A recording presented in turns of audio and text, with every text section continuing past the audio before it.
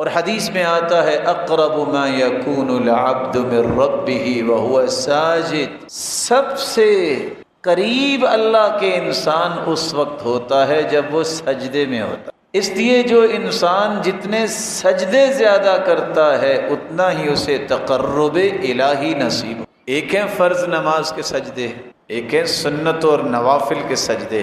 کبھی اکیلا سجدہ بھی کرنا چاہیے رب کو راضی کرنے کے لیے، رب کی نعمتوں کو یاد کر کے۔ کسی خوشی کے ملنے پہ اللہ کے رسول کا طریقہ مبارک تھا، کان اذا اتاہ امر یسر بہ خر ساجدا للہ، آپ کو جب بھی خوشی ملتی آپ فوراً اللہ کے سامنے سجدہ ریز ہو جاتے۔ ابن حبیرہ بیان کرتے ہیں کہ وہ شخص جس کو 10 لاکھ حدیثیں یاد تھیں، جن کو عبداللہ ابن المبارک کہتے ہیں، مغرب کی نماز ایک دن پڑھ کے ذکر و اذکار سے فارغ ہوئے، سنتیں ادا کی اور بیٹھے بیٹھے رب کو یاد کرتے کرتے سجدے میں چلے گئے۔ وہ کہتے ہیں میں نے کہا ابھی سر اٹھائیں گے، ابھی سر اٹھائیں گے۔ جب عشاء کی اذان شروع ہوئی تو انہوں نے سجدے سے سر اٹھا۔ لوگوں کو اللہ کے سامنے جھکنے میں لذت مل جاتی ہے، وہ دنیا کی کسی چیز میں وہ لذت موجود ہی نہیں۔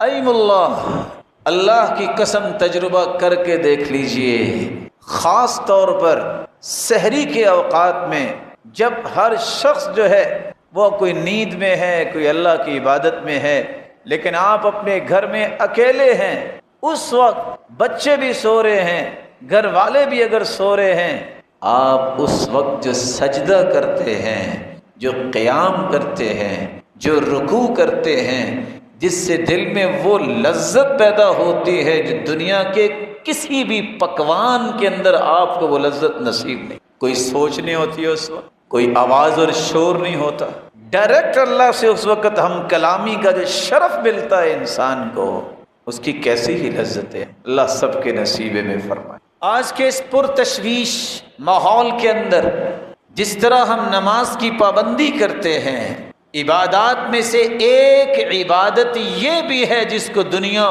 بھول گئی، جس عبادت کو توکل کہتے ہیں، اللہ پر یقین کہتے ہیں، اللہ پر اعتماد کہتے ہیں، اللہ پہ بھروسہ کرنا کہتے ہیں، یہ بھی عبادت ہے۔ اس یقین کے ختم ہونے کی وجہ سے ہر شخص کو اس قدر خوف لاحق ہو گیا ہے، وہ یہی سمجھ بیٹھا ہے آج فلاں فوت ہوا ہے تو ظہر کے بعد میری باری آ جانی ہے۔ تو میرے پیارے بھائی، باری جب آنی ہے تو اللہ نے کسی سے مشورہ ہی نہیں کرنا، وہ تو لکھا ہوا ہے اللہ نے۔ لیکن یاد رکھنا اللہ نے جو لکھا ہے وہی نافذ ہوگا، وہاں میرا اور آپ کا کوئی بس چلنا ہی نہیں ہے۔ اس لیے اس ذات پہ یقین رکھنا، اس پر بھروسہ کرنا، اس پر اعتماد کرنا، اسے ہی قابل اعتماد ذات سمجھنا، یہ ایسی عبادت ہے یہ اللہ ہر ایک کو نصیب ہی نہیں کرتے، لیکن جس کے نصیبے میں ہو جائے اللہ ذوالجلال اسے دنیا میں کبھی گرنے نہیں دیتے۔ یقین کسے کہتے ہیں؟ والاعتقاد الجازم الثابت المطابق للواقع، اس قدر انسان کا پختہ مائنڈ بن جائے جس کو لغزش بھی کبھی نہ آئے، اور مائنڈ کیا بن جائے؟ نہیں، میرا رب جو فیصلہ کرے گا وہ ہوگا۔ اس بات پہ پختگی سے ڈٹ جائے، جم جائے، بڑی سے بڑی بات مصیبت پریشانی آ جائے، وہ کہے نہیں یہ مصیبت ہے، میرا رب تو پوری کائنات کا خالق ہے، وہ سب سے بڑا ہے، اس کے سامنے اس کی حیثیت ہی۔ اور آپ کے علم میں ہونا چاہیے اتنا بڑا بادشاہ ہے، اس کی بادشاہت پہ میں صرف ایک جھلک پیش کرتا ہوں۔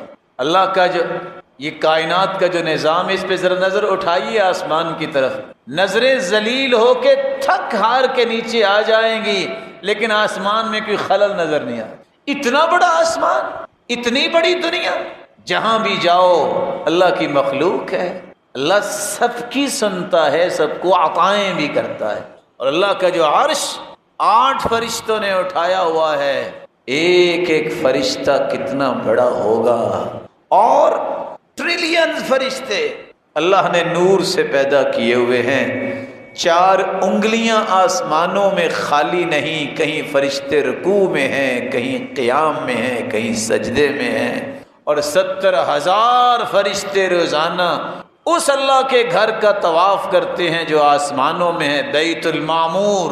جس نے ایک مرتبہ طواف کیا ہے قیامت تک دوبارہ اس کی باری نہیں آئے گی۔ اور حدیث کے الفاظ ہیں جو حملۃ العرش ہیں، ایسے فرشتے جنہوں نے اللہ کا عرش اٹھایا ہوا ہے، ان کے کندھے اور کان تک کا یہ فاصلہ مسیرۃ 700 عام، 700 سال تک اگر سفر کیا جائے، جتنا سفر بنتا ہے وہ اس فرشتے کے کندھے سے کان تک کا سفر ہے، جیسا کہ رسول اللہ صلی اللہ علیہ وسلم فرماتے۔ اگر یہ سفر اتنا ہے تو فرشتہ کتنا بڑا ہوگا۔ وسع کرسیہ السماوات والارض، کرسی نے 7 زمینیں 7 آسمانوں کو گھیرا ہوا ہے، اور کرسی عرش کے مقابلے میں اتنی ہے جیسے راوی کہتے ہیں کل خاتم فی الفلا، کھلے میدان میں اگر ایک انگوٹھی رکھ دی جائے تو عرش کے مقابلے میں کرنی ہے، اور اس کرسی نے 14 کے 14 طبق جو اپنے گھیرے میں لیے ہوئے ہیں۔ اگر کرسی اور عرش اتنا ہے اور فرشتوں کی بات سنی تو میرا اور تمہارا رب اور خالق کتنا بڑا ہوگا، پھر اس کے انعامات کتنے بڑے ہوں گے۔ جب یہ یقین ہو جائے کہ ہر ناممکن میرے اور آپ کے نزدیک اللہ ناممکن کو ممکن بنانے والا ہے، کیونکہ ساری بادشاہی تو اسی کے ہاتھ میں، وہ تو اسی کے ہاتھ میں، وہ چاہے تو 9 دنوں کے بعد گری ہوئی بلڈنگ میں 9 دنوں کے بعد 1.5 ماہ کا بچہ زندہ نکال کے دکھا دے، وہ چاہے تو گرے ہوئے کنویں سے یوسف کو نکال کے تخت پہ بٹھا دے، وہ چاہے تو عیسیٰ کو بغیر باپ کے پیدا کر دے، اور زکریا کے سفید بال ہو جائیں تو اس کو پھر بھی بیٹا عطا کر دے، وہ چاہے تو بند کمرے میں بے موسمی پھل مریم کو پیش کروا دے، وہ چاہے تو گرے ہوئے جہاز سے پھر بھی 2 کو بچا دے۔ یہ ساری نشانیاں ہیں، وہ کیا نہیں کر سکتا۔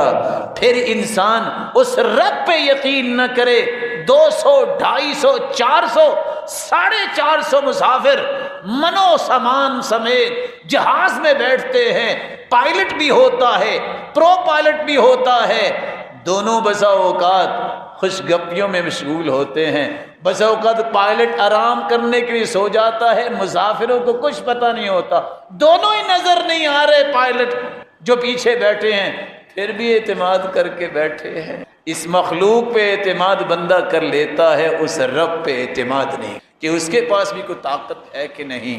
وہ اتنی بڑی آنکھ جو ابراہیم علیہ السلام کے لگائی گئی، جہاں آج بھی جڑی بوٹی نہیں ہوتی، اللہ نے گلشن کیسے بنا دی؟ کچھ ہوا؟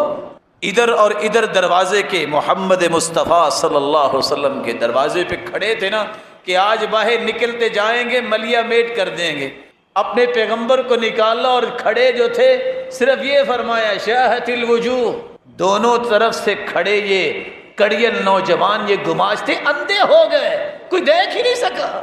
اس پہ یقین کرنا ضرور۔ اس لیے اہل ایمان کا وصف اللہ نے بیان کیا ہے، ایمان کی تکمیل یقین کے بغیر ہوتی نہیں ہے۔ ہو بندہ مومن اور اللہ پہ بھروسہ نہ ہو، اس کا ایمان مکمل نہیں ہوتا۔ انما المؤمنون الذين آمنوا بالله ورسوله ثم لم يرتابوا وجاهدوا بأموالهم وأنفسهم في سبيل الله أولئك هم الصادقون۔ سچے مومن ہیں ہی وہ جن کا اللہ پہ یقین بن جاتا ہے، پھر کبھی شک میں مبتلا نہیں ہوتے۔ کہتے ہیں جو رب نے کہہ دیا نا ہونا وہی ہے۔ ساری دنیا ایک طرف بات کہہ رہی ہو، اللہ کی رسول ایک پر اور اس کے پیغمبر کی بات ایک طرف ہو، سچی بات وہی ہوگی جو اللہ اور اس کے رسول۔ قرآن مجید کی جب یہ آیت اتری الف لام میم غلبت الروم فی ادنى الارض وهم من بعد غلبهم سيغلبون، فی بضع سنین، رومی ان پہ غلبہ ہو گیا، عیسائی جو ہے وہ بری طرح ان کو ختم کیا گیا۔ جب یہ آیت نازل ہوئی، سیدنا ابو بکر صدیق رضی اللہ تعالیٰ عنہ اور امیہ کی بات ہوگی۔ امیہ کافروں میں اپنے آپ کو سردار سمجھتا تھا، لو جی شرط لگ گئی۔ سیدنا ابو بکر اللہ کے رسول سے سن کے گئے تھے کہ ان قریب دوبارہ عیسائیوں کو برتری ملے گی یہودیوں پر، اب جس کے دارالخلافہ کی اینٹ سے اینٹ بجا دی جائے، کوئی قوم 6 سے 9 سال میں کھڑی ہو سکتی ہے؟ اور پھر اس دور کی امیہ نے کہا 10 اونٹنیوں کی شرط لگا لی۔ سیدنا ابو بکر نے شرط لگا لی، اللہ کے رسول کو آ کے بتایا، کہا ابو بکر بضع سنین، بضع جو ہے یہ 9 کے لفظ پہ بولا جاتا ہے، آپ 6 سال نہیں 9 سال کی شرط لگا لے، خاص 100 اونٹنیوں کی لگا لے۔ کافر ہمیشہ مظاہر کو دیکھتا ہے، نظر یہ آ رہا ہے، لگتا یہ ہے، تخمینہ یہ ہے، ایکسپیریمنٹ ایسے ہوئے ہیں، فلاں کے ایکسپیرینس یہ کہتا ہے، یہ مزاج کافروں کا ہے۔ مومن کہتا ہے اللہ نے فرمایا ہے، محمد مصطفیٰ کی زبان سے نکلا ہے، اس سے بڑی صداقت اللہ نے زمین پہ نازل ہی نہیں کی۔ شرط لگ گئی، 9ویں سال میں اللہ تعالیٰ نے فیصلہ کر دیا، جو فیصلہ تھا، جو قرآن میں اترا تھا، عیسائی دوبارہ آ گئے۔ کون سچا نکلا؟ جس نے اللہ اور اس کے رسول کی بات کو سچا سمجھا۔ یہی یقین ہے کہ دنیا جہان کے تجربات فیل ہو سکتے ہیں، اللہ اور اس کے رسول کی بات کبھی جھوٹی نہیں۔ اللہ ذوالجلال نے اسی لیے اپنے پیغمبر کے ذریعے یہ بات سمجھائی تھی۔ عبداللہ بن مسعود بیان کرتے ہیں، الیقین الایمان کلو، یقین صرف سچے مومن ہونے کی نشانی نہیں، یہ پورا ایمان ہے، یہ پورا ایمان ہے جس کو نصیب ہو جائے۔ اور ابو بکر الوراق کہا کرتے تھے، الیقین ملاک القلب وبہ کمال الایمان، بندے کے دل میں اگر یقین بادشاہ بن جائے تو اس جیسا پختہ ایمان کسی اور کا ہوتا ہی نہیں۔ اس لیے تو اللہ تعالیٰ نے 3 درجے بیان کیے ہیں۔ زبان سے اگر اللہ رسول کو مانے، اس کو مسلمان کہتے ہیں، دل کی اتھا گہرائیوں میں یہ محبت چلی جائے اسلام کی، اس کو ایمان کہتے ہیں۔ اور سب سے خوبصورت ایمان اس کو احسان کہتے ہیں، ایکسیلنس کے درجے پہ جا کے عبادت کرنے والا، زندگی گزارنے والا، اس کو محسن کہتے ہیں، احسانی کیفیت۔ اور اللہ ذوالجلال فرماتے ہیں احسان کی کیفیت ان لوگوں میں پیدا ہوتی ہے جن کے اندر یقین آ جاتا ہے۔ ہدی ورحمۃ للمحسنین الذین یقیمون الصلاة ویؤتون الزکاة وهم بالآخرۃ هم یوقنون۔ یہ قرآن ہدایت کا پیغام ہے، یہ رحمت بنتا ہے ان کے لیے جو احسان کی کیفیت میں زندگی گزارتے ہیں، اور ان محسنین کی نشانی ہے نہ انہوں نے کبھی نماز میں سستی کی ہے، نہ کبھی زکوٰۃ میں منہ بنایا ہے، خوشی سے زکوٰۃ دیتے ہیں، اور ان کا اللہ پہ یقین ہوتا ہے۔ اللہ ذوالجلال نے ان کے لیے ایک اور فضیلت بیان کروا دی ہے اپنے پیغمبر کے ذریعے۔ سیدنا ابو ہریرہ روایت کرتے ہیں، افضل الاعمال عند اللہ ایمان لا شک فی، سب سے افضل ایمان اس انسان کا ہے جس کے اندر یقین ہے، اسے کبھی شک نہیں آیا۔ اس سے بڑا ایمان اور افضل ایمان کسی کا ہے ہی۔ ذنون مصری اس لیے کہا کرتے تھے جس کو یہ یقین نصیب ہو جاتا ہے اس کی لمبی خواہشیں ختم ہو جاتی ہیں۔ وہ کہتا ہے جب وقت آئے گا میرا رب فیصلہ کر دے گا، کیا اس وقت میرا رب نہیں ہوگا، میں پریشان ہو رہا ہوں۔ لمبی امید جب وہ ختم کرتا ہے تو انسان کو اللہ زاہد بنا دیتے ہیں، زہد آ جاتا ہے تو اللہ اس کی زبان پہ حکمت و دانائی کو جاری کر دیتے ہیں۔ حکمت و دانائی جب آ جاتی ہے تو اس کی آخرت پہ نظر ہوتی ہے، نتائج پہ نظر ہوتی ہے، اس کے اعمال خود بخود درست ہو جاتے ہیں۔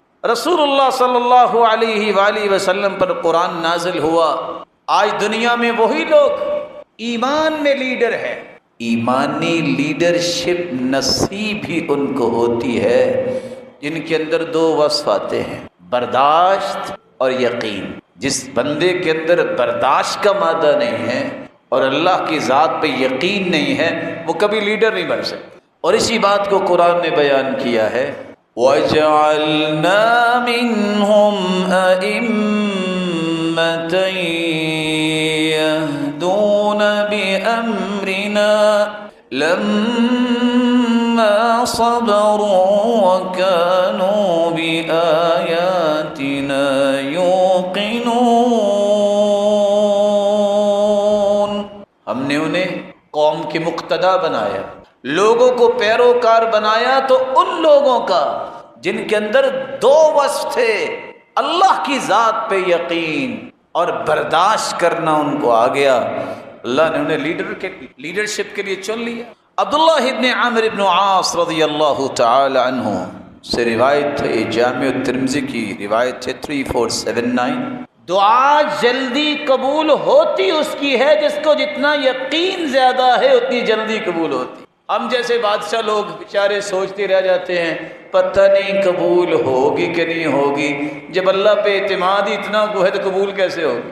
ادعوا اللہ وانتم موقنون بالاجابہ، اللہ سے دعا ایسے کرو کہ یہ قبول ہوگی، یقین کر کے کرو کہ یہ قبول ہوگی، ضائع نہیں ہوگی، اللہ قبول کر لیتے ہیں۔ یعنی کیسے وہ دعا کرتے تھے لوگ جن کی فوراً قبول ہو جاتی؟ یقین تھا۔ یقین کیا تھا؟ میرا رب سے تعلق ہے، میں اس کا بندہ ہوں، میں اس کی بات ماننے والا ہوں، عبادت کرنے والا ہوں۔ اللہ تو اپنے بندوں سے پیار ہی بہت کرتے ہیں۔ ایک مرتبہ اللہ کے سامنے باوضو ہو کے بیٹھ کے ہاتھ اٹھا کے تو دیکھو، اللہ کبھی ہاتھوں کو خالی واپس لوٹاتا ہی نہیں ہے، یہ وعدہ ہے اس کا۔ کچھ لوگ کہتے ہیں نہیں نہیں فلاں کی تو اللہ موڑتا نہیں اور ہماری سنتا نہیں ہے، یہ سب شیطان کے بس سے ہے انسان کے دل میں، اللہ کسی کی بھی نہیں موڑتا، یہ اللہ کا وعدہ ہے۔ بات سمجھانے کے لیے برا کوئی شیطان سے بھی برا ہے؟ کوئی ہے دنیا میں شیطان سے بھی برا؟ کوئی بندہ نہیں۔ اللہ نے تو شیطان کی بھی نہیں موڑی۔ شیطان نے کہا تھا نا ربی انظرنی الی یوم یبعثون، اللہ جنت سے تو محروم کر دیا، قیامت تک مجھے مہلت دے دے۔ اللہ نے مہلت دے دی، اس کی بھی سن لی ہے، تو شیطان سے بھی کوئی برا ہے؟ اگر شیطان کی اللہ نے نہیں موڑی تو میرے بھائی جو رحمان کے سامنے سجدہ ریز ہونے والا ہے، اللہ اس کو کیسے موڑے گا؟ اس پہ یقین کیجئے، اس یقین کو ختم نہ کیجئے۔ اللہ ذوالجلال کے پیارے پیغمبر نے فرمایا، سیدنا معاذ روایت کرتے ہیں، سلسلہ صحیحہ کی روایت ہے 2278، ما من نفس تموت وهي تشهد ان لا اله الا الله يرجع ذلك الى قلب موقن، جو بندہ یقین کے ساتھ مرتے وقت یہ پڑھ لیتا ہے لا الہ الا اللہ، یقین کے ساتھ، یہ یقین اسے فائدہ کیا دے گا؟ ادھر آنکھیں بند ہوں گی، سارے گناہ بھی معاف اور جنتی مہمان بن جائے گا۔ یقین کی شان ہے۔ اور قبر کے اندر بھی یقین ہی کام آئے گا۔ حدیث کے الفاظ ہیں، صحیح بخاری کی روایت ہے 86، وہاں دو لوگوں کا تذکرہ ہے، ایک اما المؤمن او الموقن، یقین کرنے والا اور سچا ایمان رکھنے والا۔ اور اسی طرح کی روایت سنن ابن ماجہ میں ہے 4268، یقین کرنے والے سے جب سوال کیا جائے گا اچھا بتاؤ تیرا ایمان کیسا تھا، تیرا دین کیا تھا، کہے گا اسلام۔ اور یقین کرنے والا چونکہ عمل کرتا ہے، حدیث کے الفاظ ہیں جب فرشتے سوال کرنے آئیں گے تو سر کی طرف سے آئیں گے نا، نماز گئے کہ پیچھے رہو، اس کو آرام کرنے دو، ساری زندگی تو یہ عبادت میں لگا رہا، کام ہی کرتا رہا۔ دائیں طرف سے آنے لگیں گے زکوٰۃ آ جائے گی، پیچھے رہو، اس کو سوال نہ کرنا۔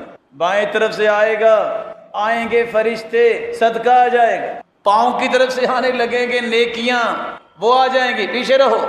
پھر اللہ کے حکم سے بھی اللہ نے ہمیں بھجوایا ہے، اور سوال تین ہوں گے، ایمان، اچھا دین کیا ہے آپ کا، نبی کے بارے میں آپ کیا کہتے ہیں، اور یہ بتائیے رب کون ہے؟ تو تینوں کے جواب دے گا ربی اللہ، میرا رب اللہ ہے، نبی محمد، میں ساری زندگی اپنا قائد اعظم اس کو مانا، اس ہستی کو جس جیسی ہستی اللہ نے زمین پہ بھیجی۔ میرا دین دین اسلام ہے۔ فرشتے سوال کریں گے، اچھا یہ بتاؤ کہ تمہیں پتہ کیسے چل گیا؟ 3 ہی سوال اور 3 ہی جواب۔ قرأت القرآن وعملت بما فيه وصدقت به، میں نے قرآن پڑھا، اس کے مطابق عمل کیا، اور میں نے کہا جو میرے رب نے کہا ہے سچ کہا ہے۔ یہ عمل تھا جس سے یقین پیدا ہوتا ہے۔ قرآن پڑھے نا تو یقین کیسے پیدا ہوگا؟ عمل ہو نا تو یقین کیسے پیدا ہوگا؟ پھر وہ فرشتے اتنی بات جب کرتے ہیں تو آسمان سے آواز آتی ہے، ان صدق عبدی، اور میرے بندے نے سچ کہا ہے۔ فرشتوں فافرشوا لہ فراش الجنہ، یہ 3 چادروں میں سے چھوڑ کے چلے گئے ہیں، یہ تو اچھے اچھے لباس بھی پہنتا ہوگا، اس کو جنتی لباس فوراً پہنا دو۔ وَأَفْرِشُوا لَهُ فِرَاشَ الْجَنَّةِ، یہ زمین پہ لٹا کے اس کو چلے گئے، کیونکہ سنت یہ ہے کہ زمین پہ لٹائے، نیچے کوئی مسلح کوئی چیز نہیں بچھانی چاہیے۔ میڈیکلی بھی آج ڈاکٹرز کہتے ہیں اگر نیچے کوئی چیز بچھائے تو جسم گل جاتا ہے۔ منہا خلقناکم وفیہا نعیدکم، مٹی سے انسان پیدا ہوا ہے، اس کو مٹی پہ لٹانا چاہیے، پھر حفاظت اللہ کرتے ہیں جو نیک لوگ ہوتے ہیں۔ انبیاء کے بارے میں حدیث کہتی ہے ان اللہ حرم علی الارض ان تأکل اجساد الانبیاء، اللہ نے زمین پر حرام قرار دے دیا ہے وہ انبیاء کے جسموں کا نقصان نہیں کر سکتے، اور نیک لوگوں کی بھی اللہ حفاظت فرماتے۔ یہ چھوٹی سی قبر میں بند کوٹری میں چھوڑ کے چلے گئے۔ وَافْتَحُوا لَهُ بَابًا إِلَى الْجَنَّةِ، جنت کا دروازہ کھول دو، جنت کی خوشبوئیں بھی اس طرف آئیں، اس کی ہوائیں بھی آئیں۔ کتنا کھول دو قبر کو جو مجھے اور آپ کو اتنی نظر آتی ہے۔ مد بصری، جہاں تک انسان کی نظر جاتی ہے اللہ اس یقین کرنے والے کی قبر کو کھول دیتے۔ آگے حدیث کے الفاظ ہیں وَأَمَّا الْمُنَافِقُ أَوِ الْمُرْتَابُ، جو شک کرنے والا ہے اللہ کے وعدے اور دین اور رسول اور قرآن اور آخرت کے بارے میں، ایسا شک کرنے والا منافق، اس سے بھی 3 سوال ہوتے ہیں، جواب ہی نہیں دے پاتا، اور فرشتے خود کہتے ہیں لا دریت ولا تلیت، نہ تو نے قرآن پڑھا نہ سمجھا، تجھے جواب کیسے آنے تھے۔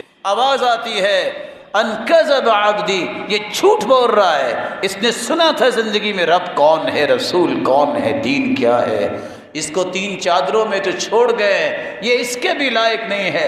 البسوہ لباس النار، جہنم کی آگ کا لباس اسے پہنا دو۔ وَأَفْرِشُوا لَهُ فِرَاشَ النَّارِ، زمین ٹھنڈی ہے، اس سے تو سکون ملتا ہے، اس کے نیچے جہنم کے انگارے بچھا دو، یہ اس لائق نہیں ہے کہ اس کو ٹھنڈی زمین پہ لٹایا جائے۔ فَيُضَيَّقُ عَلَيْهِ قَبْرُهُ، اور اس کی قبر کو بھی اس طرح ملا دیا جاتا ہے، کس طرح تنگ کر دی جاتی ہے، حَتَّى تَخْتَلِفَ أَضْلَاعُهُ، اس کی ہڈیاں ایک دوسرے کے اندر چلی جاتی۔ اللہ عز و جلال ہمیں محفوظ فرمائے اور اپنی ذات پہ یقین۔ رسول اللہ صلی اللہ علیہ وسلم نے فرمایا، یہ صحیح بخاری کی روایت ہے 6306، یقین اگر ہو جائے نا تو 24 گھنٹے زمین پہ چلنے والا انسان جب بھی گرے گا موت آئے گی جنت میں ہی جائے گا۔ 24 گھنٹے کی ضمانت ملتی ہے یقین کی وجہ سے۔ ضمانت کیسی ہے اور کیا ہے؟ صحیح بخاری کی روایت ہے، جو بندہ یقین کر کے یہ کلمات صبح پڑھ لے۔ کون سے کلمات؟ جس کو سید الاستغفار کہتے ہیں۔ اللہم انت ربی لا الہ الا انت خلقتنی وانا عبدک وانا علی عہدک ووعدک ما استطعت اعوذ بک من شر ما صنعت ابوء لک بنعمتک علی وابوء بذنبی فاغفر لی فإنہ لا یغفر الذنوب الا انت۔ اتنے کلمات یقین کر کے کوئی پڑھ لے صبح، فمات قبل ان یمسی، شام ہونے سے پہلے پہلے موت آ جائے، وہو من اہل الجنہ، یہ جنتی ہوگا۔ شام کو پڑھ لے، فمات قبل ان یصبح، صبح ہونے سے پہلے فوت ہو جائے، فہو من اہل الجنہ، یہ جنتی ہے۔ صحیح بخاری سے بڑھ کے قرآن مجید کے بعد کوئی آتھینٹک کتاب دنیا میں آج تک نہیں آئی۔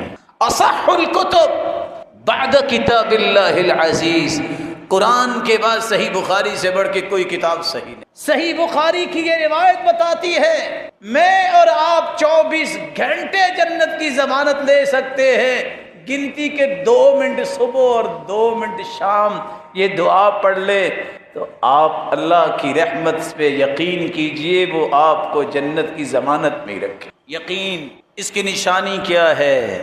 کیسے پتہ چلے گا کہ یقین آ گیا ہے؟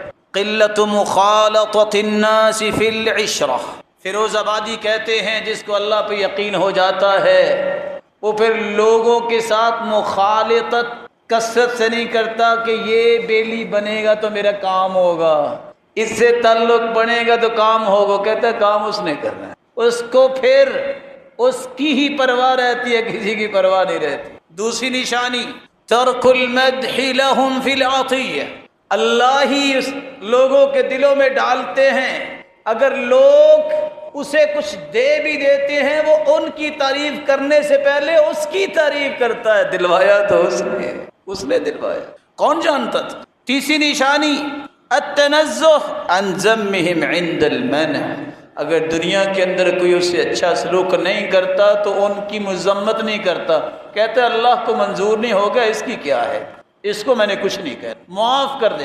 چوتھی نشانی ہر چیز میں، ہر کام میں اور ہر حال میں اور ہر وقت وہ اپنی تمام تمناؤں اور دعاؤں کا رخ کس طرف کرتا ہے؟ اللہ کے۔ یہ یقین کی نشانی ہے۔ اللہ ہم سب کے اندر یہ نشانیاں پیدا۔ کون سے لوگ ہیں جو کہہ سکتے ہیں کہ میرے اندر یقین ہے؟ ان کے کچھ اوصاف بیان کیے گئے ہیں۔ پہلا وصف یہ ہے کہ یقین کرنے والوں کا اللہ ذوالجلال کی قضاء و قدر پر ایمان ہوتا ہے۔ قضاء و قدر کا مطلب اللہ کے فیصلوں پر، اللہ کے اندازوں پر ایمان ہوتا ہے، یہ یقین کرنے والوں کی پہلی صفت ہے۔ فیصلہ ہوا، بیماری آئی اور بغیر بیماری کے بھی فوت ہو گیا، یقین کرنے والے کیا کہتے ہیں؟ یہ اللہ کا فیصلہ ہے۔ 1,24,000 پیغمبر بھی اللہ کے پاس چلے گئے، 1,44,000 صحابہ بھی اللہ کے پاس چلے گئے اور اپنے وقت پہ گئے۔ اگر کسی کو اللہ بلا لیتا یہ اس کا فیصلہ ہے، اور اگر یہ کہے ابھی تو چھوٹے بچے ہیں کیا بنے گا، یہ یقین والوں کی باتیں نہیں ہیں۔ چھوٹے بچے جو ہیں ان کو کون پالتا ہے؟ تجھے کس نے پالا ہے؟ یاد کرو تمہیں کس نے پالا ہے؟ وہ تو اتنا محبت کرنے والا ہے۔ یہ میری اور آپ کی سوچ ہے کہ کیا بنے گا۔ اللہ ذوالجلال کا نیک بندہ وَكَانَ أَبُوهُمَا صَالِحًا، نیک آدمی جب فوت ہو گیا، خزانہ دیوار کے نیچے چھپایا تھا، دیوار گر گئی، 2 یتیم بچے تھے، حفاظت کون کرنے والا ہے؟ اللہ نے 2 پیغمبروں کی ڈیوٹی لگائی کہ جاؤ جا کے دیوار بناؤ، میرے نیک بندے کی اولاد کا فیوچر کہیں ضائع نہ ہو جائے، نبیوں کو لگا دیا۔ لیکن یقین شرط، یقین شرط۔ جب ایک شخص سے کہا کہ کوئی نصیحت کرو، کہا نصیحت وہ کروں جو سنی ہوئی ہے کہ دیکھی ہوئی ہے؟ کہتے ہیں جو دیکھی ہوئی ہے وہ نصیحت کرو۔ کہتے ہیں دیکھا میں نے یہ ہے، عمر بن عبدالعزیز جب فوت ہوئے تو اس کی وراثت میں 18 دینار تھے۔ کتنے؟ کفن دفن اور قبر میں خرچ ہو کے باقی بچے 11۔ کتنے؟ بیٹے بھی 11 تھے، 1 دینار بیٹوں کو ملا۔ کتنی وراثت ملی؟ 1 اس سے پہلے جو ایک شخص تھا اس کے بھی 11 بیٹے تھے، ہر بیٹے کو 1,00,000 دینار ملا وراثت میں۔ کہتا میں نے دیکھا جن کو لاکھ دینار ملا تھا انہوں نے حلال و حرام کی تمیز نہیں کی، ملا ان کو وراثت میں لاکھ دینار، لیکن وہ بازاروں میں کشکول لے کے مانگتے پھرتے دیکھے ہیں۔ اور عمر بن عبدالعزیز کے 11 بیٹے 1 دینار ان کو وراثت میں ملا، لیکن حلال تھا۔ وہ 100 گھوڑا آج بھی اللہ کی راہ میں پیش کرتے نظر آ رہے ہیں۔ یقین کی بات، یہ یقین ہر مسلمان کے اندر پیدا ہونا چاہیے، اور اس کی پہلی صفت یہ ہے جو اللہ کا فیصلہ ہے اس کو خوشی سے تسلیم کرے۔ اللہ نے جو اندازہ لگایا ہے کہ اس بندے کو اتنا دینا ہے، اچھلو نہیں، مچلو نہیں، یہ کہو یہ اللہ نے دیا ہے، شاید میں اس کے بھی لائق تھا کہ نہیں لائق تھا۔ جب میں یہ کہتا نا مجھے یہ کیوں نہیں ملا، میں اللہ کے فیصلوں پہ اعتراض کرتا ہوں۔ اگر تیری قسمت میں اللہ نے رکھا ہوتا دنیا کی کوئی طاقت رکاوٹ بن سکتی تھی؟ ذرا سوچو تو صحیح۔ جب کوئی رکاوٹ بننے کی اہلیت ہی نہیں رکھتا دنیا میں، تو پھر اللہ کا فیصلہ جب تک نہیں ہوگا اس وقت تک وہ چیز تمہیں ملے گی نہیں۔ عمر بن خطاب رضی اللہ تعالیٰ عنہ کہتے تھے ساری دنیا کو پیغام دے دو، 2 آیتیں جس کو سمجھ آ جائیں زندگی کے آخری سانس تک کبھی ڈپریشن کا شکار نہیں۔ 2 آیتیں سے کہا کون سی آیتیں؟ کہتے قد جعل اللہ لکل شیء قدرا، اللہ نے ہر چیز کا ایک اندازہ لگایا ہے، اتنا ہی ملنا ہے، اس سے زیادہ نہیں ملنا۔ لڑائی، پریشانی، ڈپریشن، ٹینشن کیوں ہوتی ہے؟ نہیں مجھے زیادہ چاہیے۔ اللہ کو زیادہ پتہ ہے کہ آپ کو زیادہ پتہ ہے کہ آپ کو کتنا چاہیے؟ اللہ کو زیادہ پتہ ہے۔ دوسری آیت، اللہ نے ہر چیز کا ایک وقت مقرر کیا، اس سے پہلے نہیں ملے۔ آپ کا کیا خیال ہے 5ویں جماعت کا رزلٹ سے پہلے آپ کا 10ویں جماعت کا رزلٹ آ جائے گا؟ جس بندے کو لکھنا نہیں آتا وہ اخباری رپورٹر بن سکتا؟ نہیں بن سکتا۔ ایک وقت ہے، اس وقت سے پہلے نہیں ملے گا، یہ یقین کر لیجئے۔ جب یہ یقین آ جائے پھر پریشانی نہیں ہوتی، پھر کہنا یہ چاہیے جب وقت آئے گا اللہ ضرور دے گا، وہ زیادہ جانتا ہے کہ میری کیا ضرورت، وہ زیادہ جانتا ہے۔ دوسری صفت، اہل یقین وہ ہوتے ہیں جس کے بارے میں قرآن مجید نے بھی بیان کیا اور سلف صالحین نے بھی بیان کیا کہ اہل یقین اللہ رب العزت کے سوا کسی کو کائنات میں تصرف کرنے کے لائق سمجھتے ہی نہیں۔ حسن بصری سے کسی پوچھا آپ بھی انسان ہو، کھانا کھاتے ہو، آپ پہ کبھی پریشانی کے آثار نظر نہیں آئے؟ لوگ تو گھائل ہو جاتے ہیں، کہتے ہیں میں کیوں پریشان ہوں؟ علمت بأن رزقی لن یأخذہ غیری فاطمأن قلبی لہ، مجھے تو یقین ہے شاید لوگوں کو نہیں ہوگا، جو میرا رزق ہے وہ میں نہیں کھانا ہے، دنیا کی کوئی طاقت ایک لقمہ مجھ سے نہیں چھین سکتی، میں مطمئن رہتا ہوں، کیوں پریشان ہوں؟ میرے رب نے لکھا ہے، میرے رب نے مجھے دینا ہے، ایک لقمہ بھی کوئی نہیں لے سکے گا۔ وعلمت بأن عملی لن یقوم بہ غیری فاشتغلت بہ، جو میرا کام ہے وہ میں نہیں کرنا ہے، اس لیے میں کبھی پریشان نہیں ہوتا، اپنے کام پہ لگا رہتا ہوں، لوگوں پہ میں توجہ نہیں رکھتا لوگ کیا کر رہے ہیں، ان کے اعمال ان کے ساتھ، میں اپنی ذمہ داریوں کو پورا کرتا ہوں، عبادت کو، دیگر جو شرعی احکام ہے میں ان کو پورا کرنے میں لگا رہتا ہوں۔ یہ یقین جب تک نہ ہو کہ اللہ نے جو فیصلہ کرنا ہے وہ ہوگا، کسی اور کا فیصلہ نافذ نہیں ہوگا، نہ اس وقت تک یقین بنتا ہے، نہ اس وقت تک انسان کا ایمان مکمل ہو۔ تیسری صفت، یقین کرنے والوں کی تیسری صفت یہ ہے کہ اللہ نے جو فیصلے کر رکھے ہیں، کائنات کو بنانے سے 50,000 سال پہلے اللہ نے تقدیریں لکھ دی ہیں، ویسے ہی ہونا ہے۔ اس پر ایمان جب تک نہیں ہے، یہ مجھے اور آپ کو بسا اوقات اچھا فیصلہ لگتا ہے، کبھی نہیں لگتا، یہ ہماری عقل کا قصور ہے۔ اللہ کا ہر فیصلہ اچھا ہی، میرے رب کا ہر فیصلہ درست ہی ہوتا ہے۔ جب تک وہ ان فیصلوں پہ یقین کر کے اللہ کے فیصلوں کو مقدم نہیں کرتا، اس کا ایمان پختہ ہی نہیں ہوتا۔ چوتھی صفت یقین کرنے والوں کی یہ ہے کہ وہ نفع نقصان کا مالک اس کو سمجھتا ہے۔ نفع کون دیتا ہے؟ نقصان بھی ہو تو اس نقصان کو بھی پورا کرنے والا کون ہے؟ اللہ ہے۔ رسول اللہ صلی اللہ علیہ وسلم پر قرآن نازل ہوا، وَإِن يَمْسَسْكَ اللَّهُ بِضُرٍّ فَلَا كَاشِفَ لَهُ إِلَّا هُوَ، اگر پوری کائنات کو جمع کیا جائے تو کیا محمد مصطفیٰ کا مقابلہ ہو سکتا ہے؟ جب سے کائنات بنی، آدم سے لے کے قیامت تک آنے والی انسانیت جمع ہو جائے تو محمد مصطفیٰ کی عظمت کو کوئی نہیں پہنچ سکتا۔ اللہ فرماتے ہیں میرے محبوب آپ کو بھی اگر تکلیف آئے تو اس کو دور کرنے والا کون ہے؟ وہ اللہ کی ذات۔ اللہ ذوالجلال یہ چاروں وصف ہمیں نصیب فرمائے۔ لیکن ان چاروں وصفوں کے ساتھ راز کی بات بتا کے میں بات کو ختم کیے دیتا ہوں۔ 4 باتوں پہ یقین کر لے، دل سے خوف ویسے ہی ختم ہو جائے۔ یہ جو ہم کہتے نا بس موت آئے کہ نہیں آئی، نہ جانے کب آنی ہے۔ ہم سوچتے ہیں میں بیمار ہوں گا، اچانک لوگ ہاسپٹل لے کے جائیں گے، پھر ڈاکٹر کہیں گے کہ گھر لے جو اس کو جواب ہو گیا، پھر موت آئے گی۔ اچھا تو چلتے چلتے اللہ روح نہیں کھینچ سکتے؟ بولتے بولتے انسان کی زبان اللہ بند نہیں کر سکتے؟ یہ تخمینے اور یہ باتیں کہاں سے سوچتے ہیں آپ؟ 4 باتوں پہ یقین کر لیجیے۔ سب سے پہلی بات میرے بھائی، انہ لن تموت نفس حتی تستکمل رزقها، صحیح ترغیب کی روایت ہے 1702، جو لقمہ، جو پانی کا قطرہ میں اور آپ لکھوا کے آئے ہیں، ہماری پیدائش کے 5 ماہ پہلے یہ سب کچھ طے کر دیا گیا تھا۔ جب تک ہر جان اپنے خوراک کا آخری لقمہ اور آخری قطرہ کھا پی نہیں لے گی، اس کو موت نہیں آئے۔ یہ کون کہہ رہے ہیں؟ جس سے سچی زبان اللہ نے کسی کو عطا نہیں کی۔